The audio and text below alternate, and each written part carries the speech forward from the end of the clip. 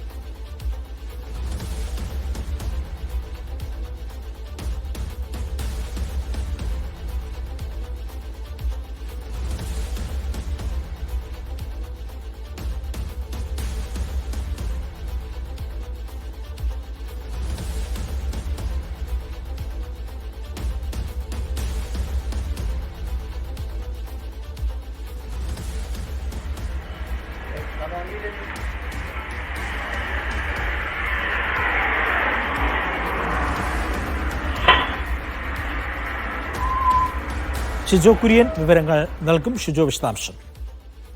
ഇന്നലെ പുലർച്ചെ 3 മണിയോടെ കാട്ടായിക്കോണം ജംഗ്ഷനിലായിരുന്നു വളർത്തുനായയെ 2 യുവാക്കൾ ബൈക്കിലെത്തി കമ്പി കൊണ്ട് അടിച്ചു കൊന്നത്.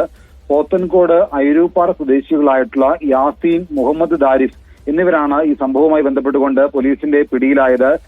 ഇവരെ രാവിലെ തന്നെ പോലീസ് പിടികൂടുകയും പിന്നീട് അവർക്ക് മറ്റ് ക്രിമിനൽ പശ്ചാത്തലമൊന്നും ഇല്ലാത്തതിനാൽ സ്റ്റേഷൻ ജാമ്യത്തിൽ വിടുകയുമാണ് ചെയ്തത്. ഈ സംഭവം ഇന്നലെ പുലർച്ചെ 3 മണിയോടുകൂടിയായിരുന്നു.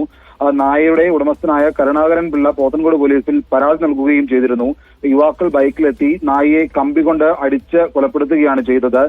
നായ തങ്ങളെ സ്ഥിരം കാണുമ്പോൾ ഇത് ആക്രമിക്കാൻ വരുമായിരുന്നു, ഇതുകൊണ്ടാണ് നായയെ കൊലപ്പെടുത്തിയത് എന്ന് യുവാക്കൾ പോലീസിനോട് പറഞ്ഞിരുന്നു. നായയെ കുഴിച്ചെടുത്ത സ്ഥലത്തെത്തിച്ച് പുറത്തെടുത്ത് പോസ്റ്റ്മോർട്ടം അടക്കം നടത്താനായിട്ട് കൊണ്ടുപോയിട്ടുണ്ട്.